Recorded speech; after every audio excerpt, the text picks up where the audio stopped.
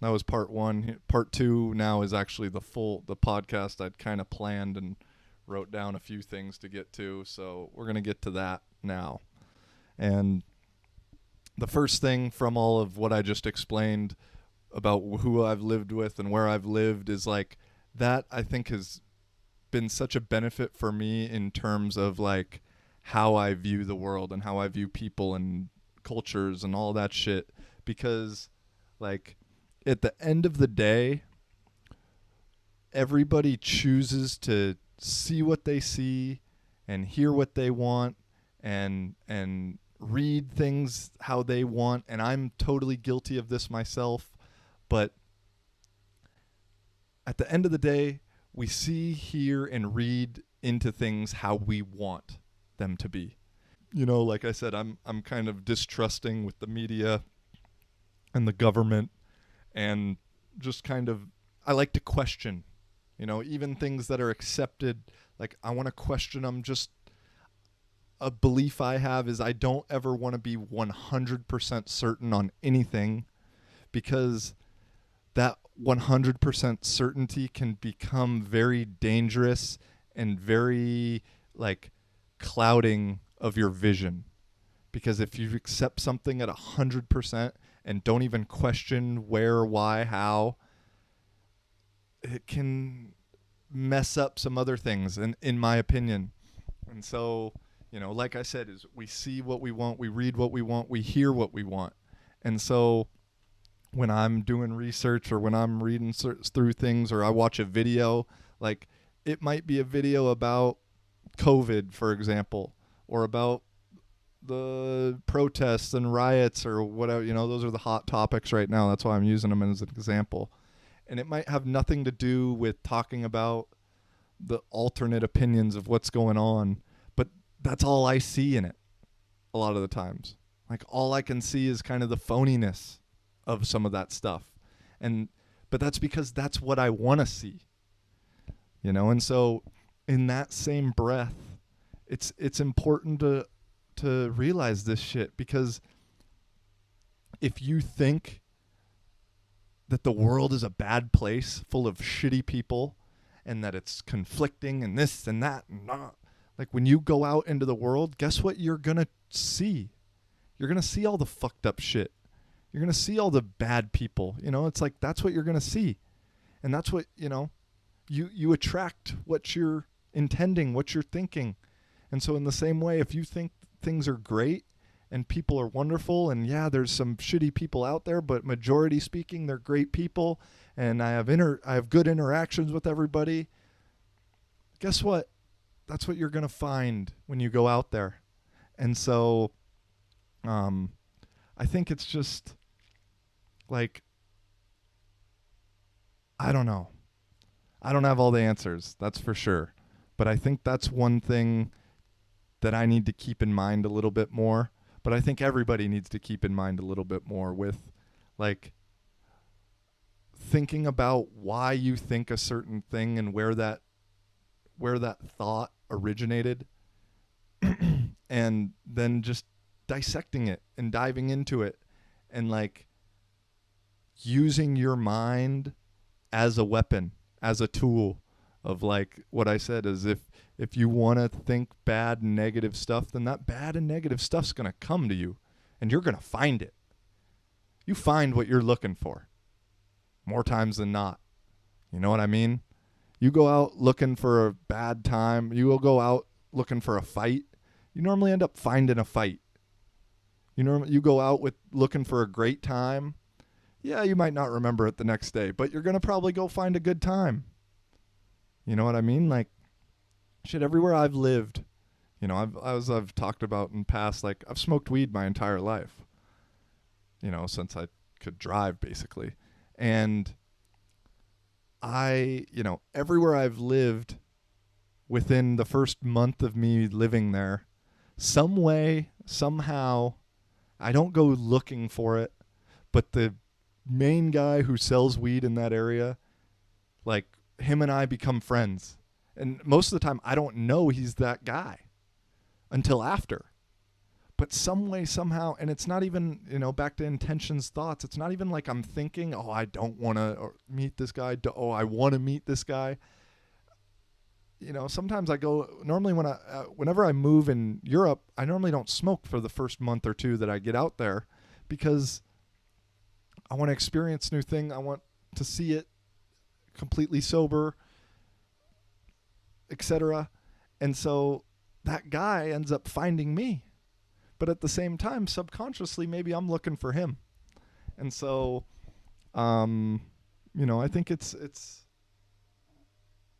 if damn, I got a lot of cat hair on this mic. The cats have been going crazy lately. Oh well, but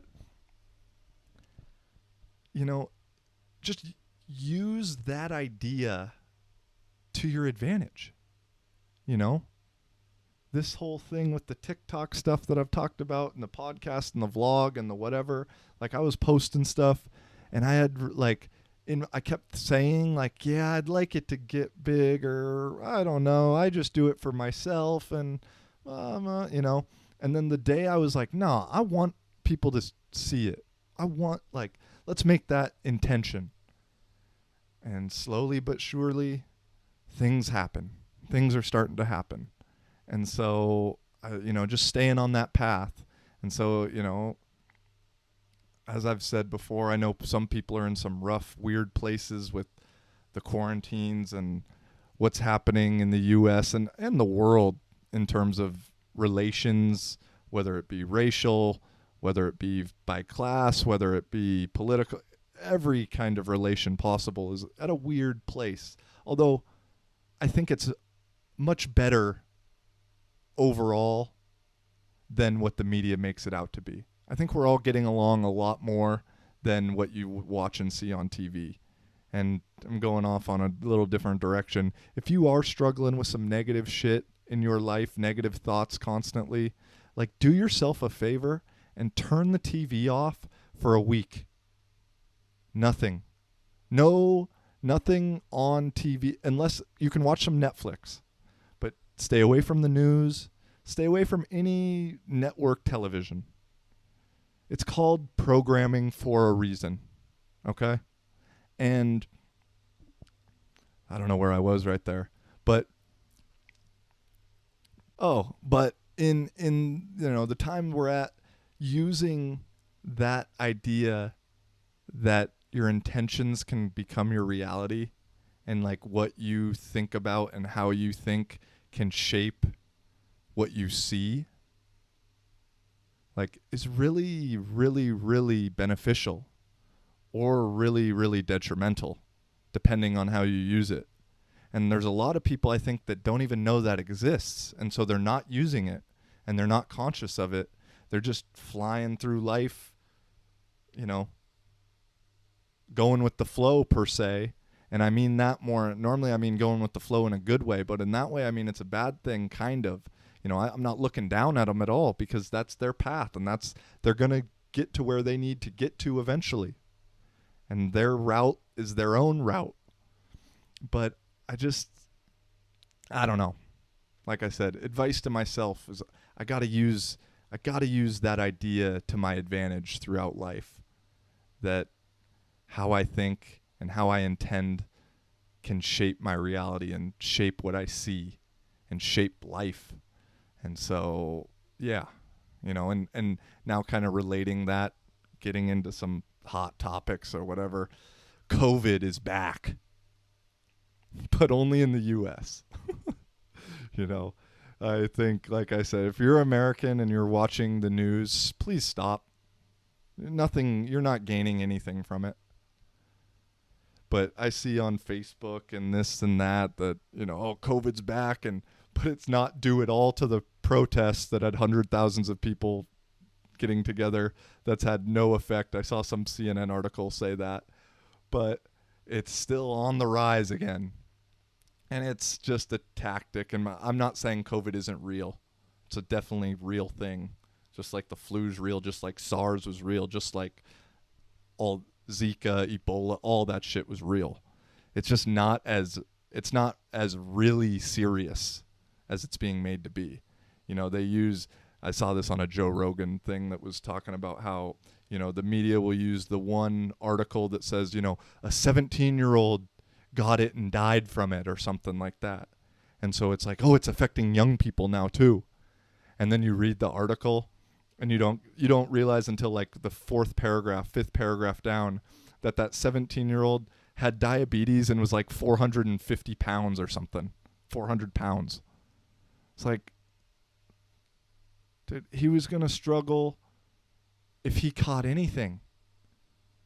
But you don't know that by the headline. And you don't even know that until you've read 5 minutes in, which in our society right now, people just read headlines and think they're informed.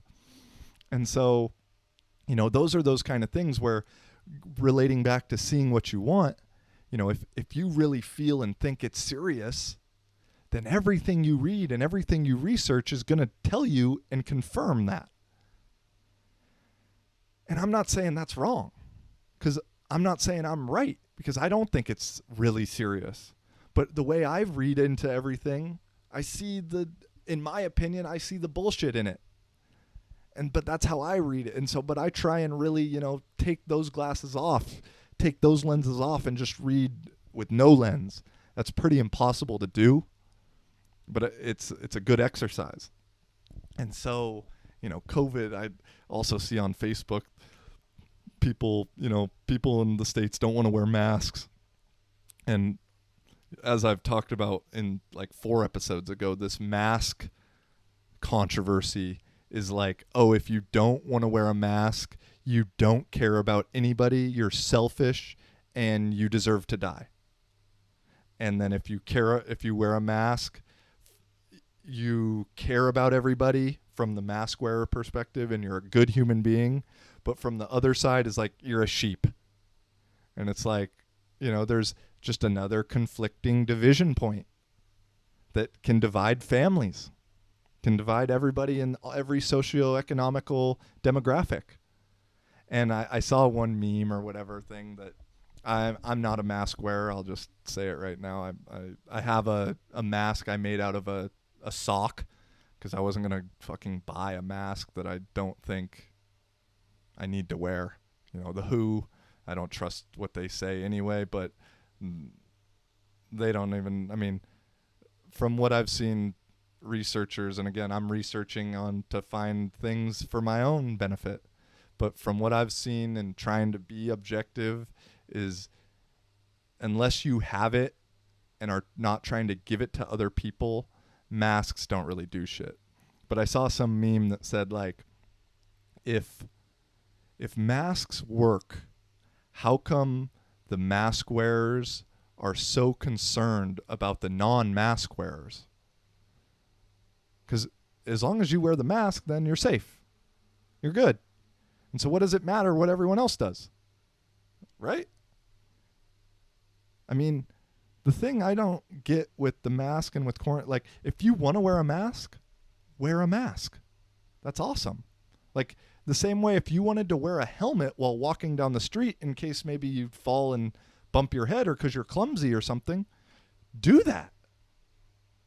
But everyone else doesn't need to, especially when the stats and everything show that it really doesn't matter. And so, and these people who aren't wearing the mask, you think should deserve to die anyway. So it just doesn't make any logic to me. But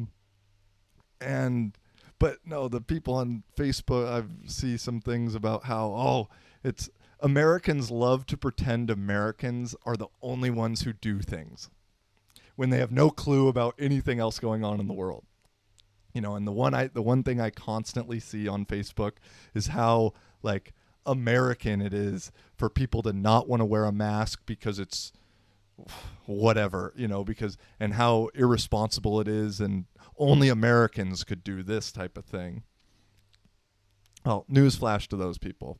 I've been here in Barcelona in Spain, where the death rate per capita was almost double that of the U.S., and there's a lot of people here that think wearing a mask is bullshit and don't want to wear it and refuse to wear one. So I'm sorry to burst your special bubble, but it's not only in America. I bet everywhere we go right now, there's people who don't want to wear it, you know? But yeah, COVID's back. And I think it's going to be back until the aliens come. Mark my words. I know I'm crazy, but there's going to be aliens in the next year or two. They've already been setting it up. I promise it. It's maybe holographs. I don't know. Maybe I'm not sure how they're going to do it, but when it does happen and you think I'm crazy right now, just remember I'm going to do the old Gary V, pull this one out and put it out there. Oh, it's going to be awesome. But you know, I think if you want to be really concerned about COVID and take it very seriously, please do that, because that's your truth. And, you know, take your precautions, wear your mask, stay at home. You're free to do all of that. You know, if you don't want to, I mean, still be respectful. Both sides, be respectful. But if you don't want to wear a mask and you want to go out and follow the rules that are set in place, you know, continue to do that, but do your thing, you know? All right, I think that's enough for COVID. I'm so tired of fucking talking about COVID over the last 13 years, it feels like. I meant to say 3 months, said 13, so I had to. That's called improv, ladies and gentlemen. Couple other little things is on Facebook this last week. Yeah, I took a couple like political compass tests because I think it's interesting, and I want to, as I've said, I want to make the conversation around politics, around religion, around race, just be a little more normalized, because we're at this point in society where we've been conditioned our entire lives. I don't know when it started, but I know my life the entire time has been you don't talk about religion or politics. And then race kind of has crept into that also. And it's made it so that nobody actually knows how to have a conversation, and nobody knows how to hear something that they disagree with and continue to listen and then respond accordingly. It just turns into like battles of monologues and people trying to talk at each other rather than talking with each other. And so Facebook, I've kind of tried to make a little bit more of a, you know, just a open, non-confrontational, non-defensive way to talk about politics if it's possible. And so these political compasses were kind of cool. And the first one I thought was pretty crappy in terms of the questions it asked, but it kind of divided things out in a weird way. And I got labeled as a social liberal, I think. Yeah, social liberal.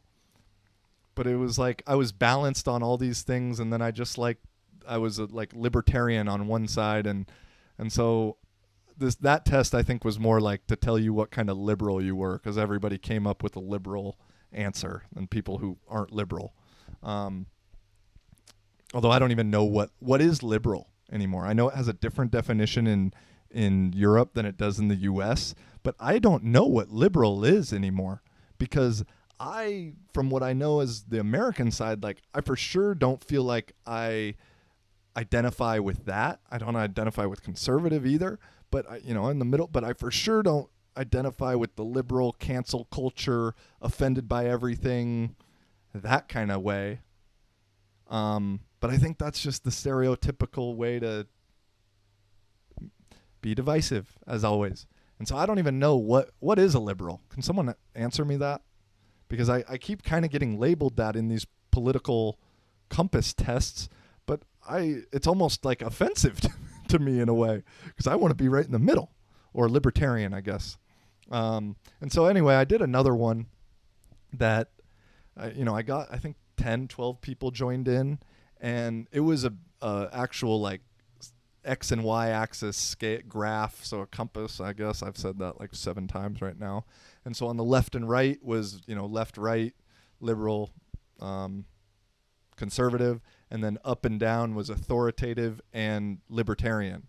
And so I'll throw them up here, but I was like one click to the left and then 3 down on libertarian. And it was interesting just to see that, I threw it on Facebook, said, please take it. I'm curious. We don't need to get mad at each other over it. Let's just see where different people fall. And we had everything from, people who were far left and super down, so super libertarian, to, well, actually, that's the thing that I wanted to say is we didn't have a ton of discrepancies up and down. Everybody that took the test was either on the line or below it, meaning that they were for libertarian more than they were authoritative governments. And so I thought that was one cool thing that we can take from it, is that no matter where you are left and right, and I think this applies for a lot of people in a lot of places, no matter where you are left and right, we all pretty much fall on the line or below it in terms of wanting to have freedom and not being in an authoritative government. And so that's, we got to start talking more about our similarities, which we have a lot of, instead of our differences, because we can come together with similarities. And then after we go, okay, well, we all agree on these 4 things, but so what's the one thing we disagree on? Oh, it's that? Well, how come you see it like that? You just said we agree on this part, so how do you differ from me on that? No, I didn't see it that way. Or, shit, really? But then how does that?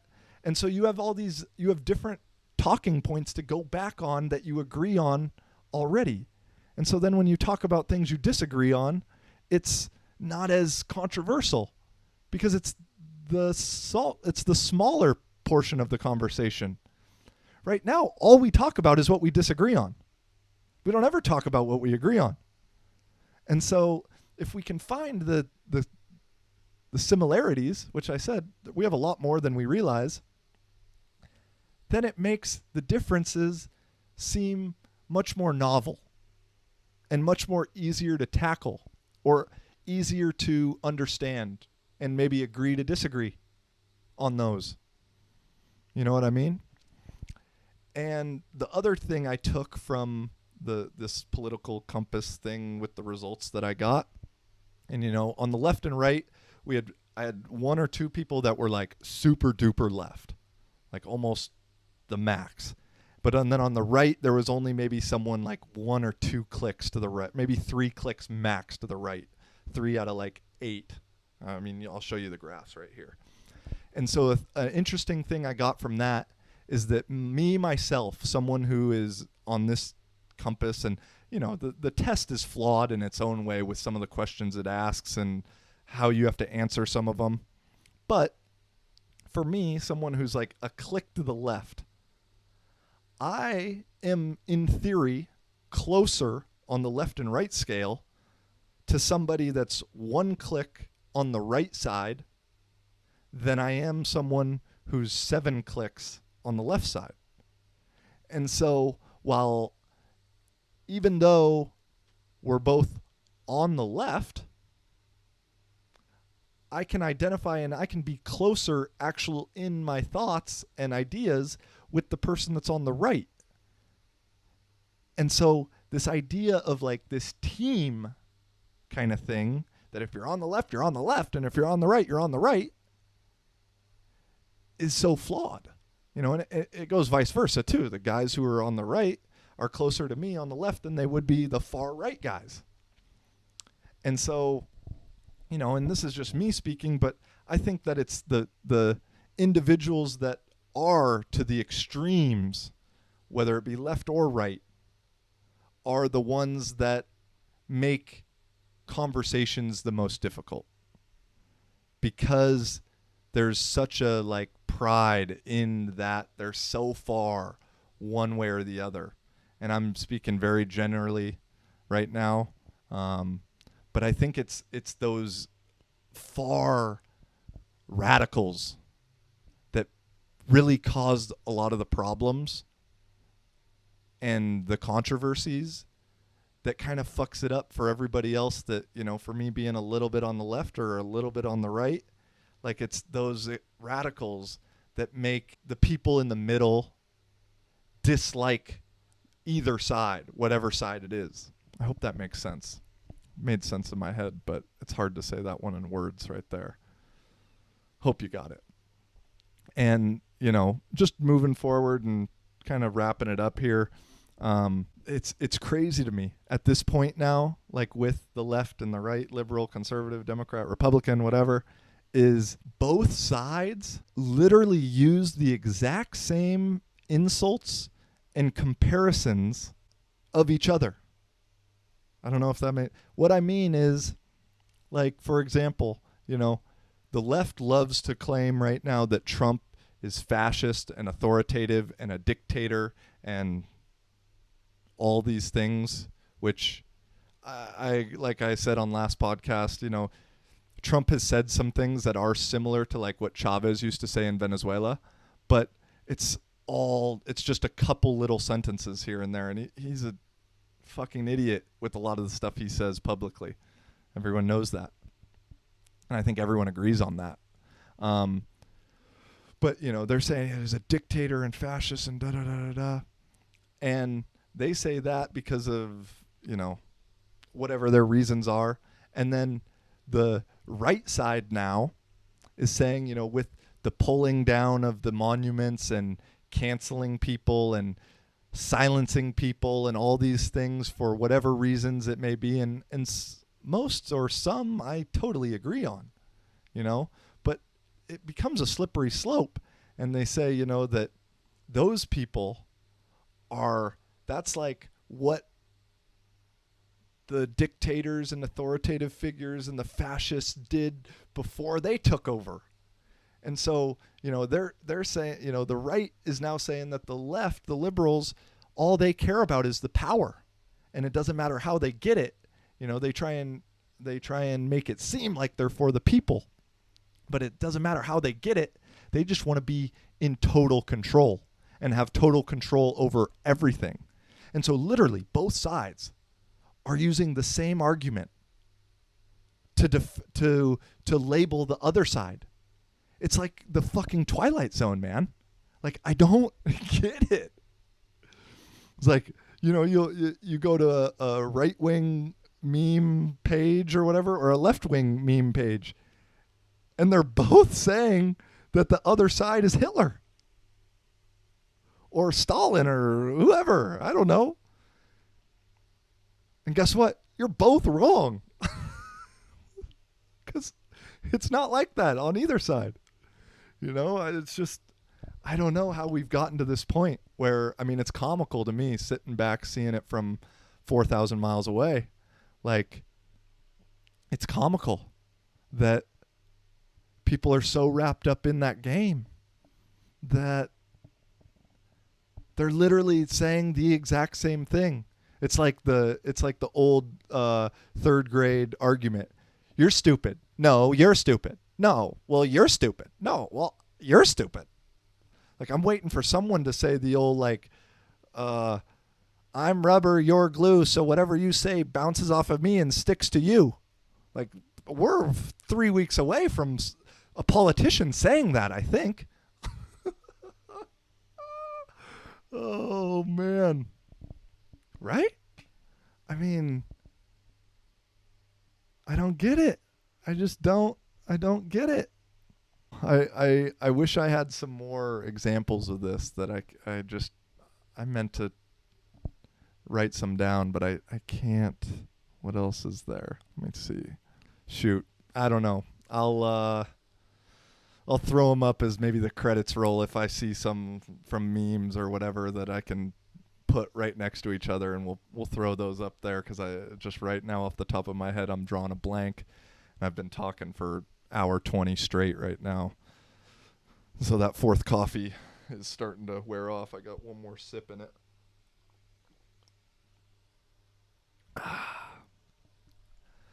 But yeah, I think that's where we'll end it. So we got a two-parter for episode 18, which is pretty cool.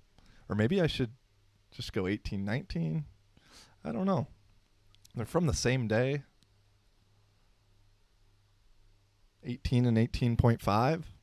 I think that works. It's kind of nice. First one's about me. Second one's more about what's happening. So, yeah, we can do 18, 18.5. I think that'll be good. No, I'll do 18, 19. Fuck it. Get two birds stoned at once, baby. Shout out to the Trailer Park Boys. My guy, Ricky. If you haven't watched Trailer Park Boys, do yourself a favor. Go watch that. Especially watch that before you watch the news. Like, at least you'll get some funny sayings out of it. But, yeah. I think that's where we're going to end it today, everybody. As always, thanks for tuning in. Thanks for listening. Thanks for watching. Thanks for supporting. Thank you for the kind words. Thank you for the bad words. Thank you for your attention. And until next time, peace and much love, y'all. Let our guy Colin ride us out. Tell me, baby. Yeah. What's that story? I've been thinking about you lately. Yeah, come on. Tell me, darling. What else? You're a star girl. What else? How the fuck do you not know the deal? What else? I've been thinking about you lately. And What it's else? got me going crazy. What else? Playing for you, baby. What else? Listen up. Listen up, got me thinking about you, baby. And it's happening all the time. So I'm playing for you, darling. Now listen up, listen up. Listen up.